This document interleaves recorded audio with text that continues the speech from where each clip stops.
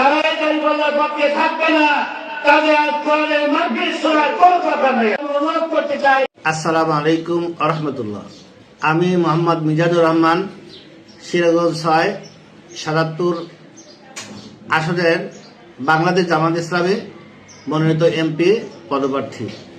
আমি গতকাল আমার একটি বক্তব্য সোশ্যাল মাধ্যমে প্রচার দেখে আমি অত্যন্ত বিস্মিত হয়েছি, যা অত্যন্ত দুঃখজনক।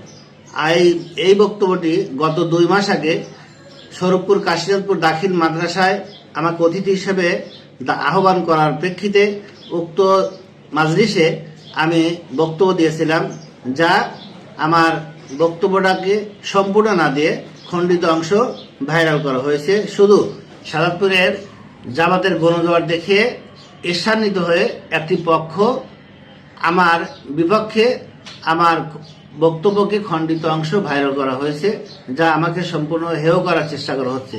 তাই আমি আমার দেশবাসীকে আহ্বান জানাবো, যাতে আমার খণ্ডিত অংশ না দেখে, মন্তব্য না করে পুরো অংশ দেখে আমাকে সহানুভূতি করার জন্য সকলকে অনুরোধ জানাচ্ছি।